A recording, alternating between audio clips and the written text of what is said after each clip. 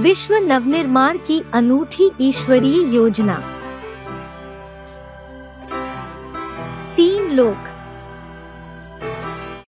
आत्मा इस सृष्टि में आई कहाँ से? ये कीट, पशु, पक्षी, पतंगे, वास्तव में ये सब आत्माएं हैं।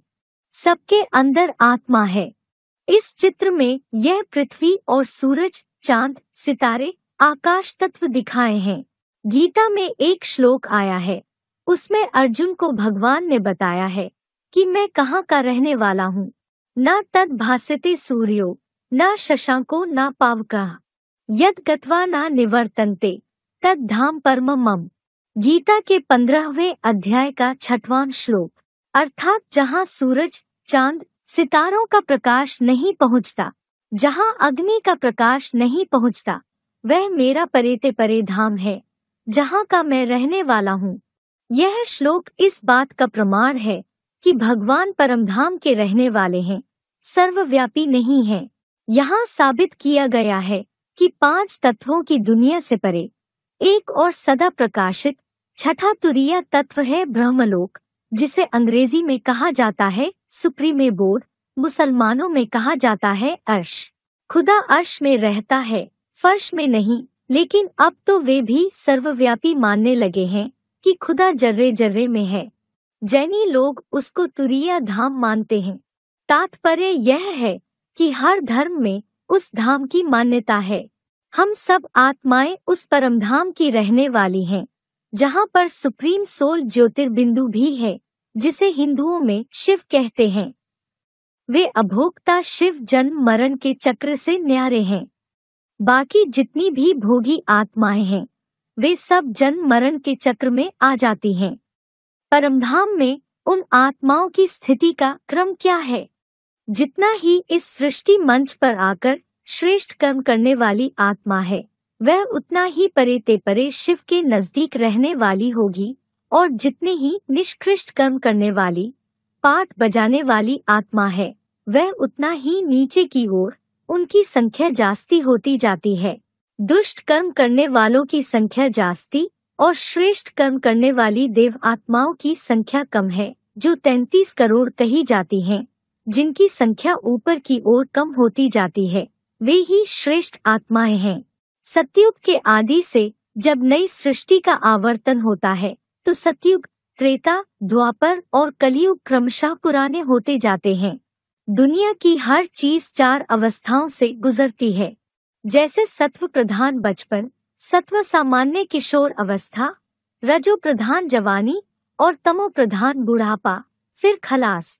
सृष्टि का भी यही नियम है। यह सृष्टि भी 4 अवस्थाओं से पसार होती है। सतो प्रधान सृष्टि को सतयुग कहा जाता है, रजो प्रधान को द्वापर कहा जाता है और तमो प्रधान को कलयुग कहा जाता है। ब्रह्मलोक से आत्माओं के उतरने का यही क्रम है कि जितनी श्रेष्ठ आत्माएं हैं, उतना ही श्रेष्ठ युग में उतरती हैं। जो 16 कला संपूर्ण आत्माएं हैं, वे सतयुग आदि में उतरती हैं। जो 14 कला से 8 कला तक संपूर्ण आत्माएं हैं, वे त्रेतायुग के आदि से अंत तक उतरती हैं। जो 8 कला नीची आत्माएं हैं, वे द्वापर में उतरती हैं और कलयुग 4 कला से कलाहीनता शुरू हो जाती है। कलाहीन आत्माएं, जिनका धर्म उत्तरोत्तर दूसरों को ज्यादा दुख देना ही है, जिनके लिए गीता में आया है, मूढ़ा जन्मनी जन्मनी। गीता के 16वें अध्याय का 20वां श्लोक। वे घोर नारकीय मनुष्य योनि में आकर गिरती हैं। नीचतम अति दुखदायी आत्माएं कलयुग के अंत में आती हैं, जब सारी ही आत्माएं नीचे उतर आती हैं, जिनको वापस जाने का रास्ता नहीं मिलता, बल्कि यही जन्म मरण के चक्र में आती रहती हैं और शरीर द्वारा सुख भोगते भोगते तामसी बन जाती हैं। जैसे बीज है, कई बार बोया जाएगा तो उसकी शक्ति क्षीण हो जाती है। पत्ता छोटा, फल छोटा, वृक्ष छोटा और आखरीन होते होते वह फल देना ही बंद कर देता है।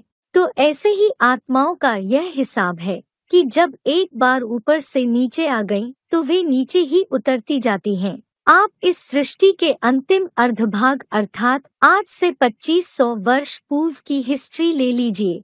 दुनिया में सुख शांति, दुख और अशांति के रूप में बदलती गई है या सुख शांति बढ़ती गई। हिस्ट्री क्या कहती है? जैसे जैसे जनसंख्या बढ़ती गई, ऊपर से आत्माएं उतरती गईं, तो जनसंख्या के अधिक बढ़ने से सृष्टि में दुख और अशांति तो बढ़नी ही बढ़नी है। वह बढ़ती गई। एक अति एंड एक्सट्रीमिटी होती है कि जब सारी ही आत्माएं नीचे उतर आती हैं।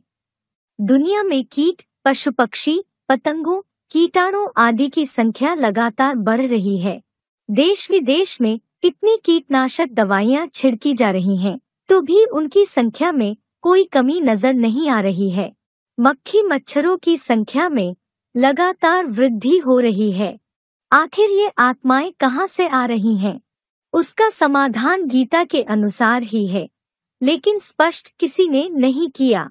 अभी यह बात स्पष्ट हो रही है कि ये आत्माएं उस आत्मलोक से आ रही हैं और इसी दुनिया में अधिक से अधिक 84 के जन्म मरण का चक्र काटते हुए अपना अपना पाठ बजाती रहती हैं।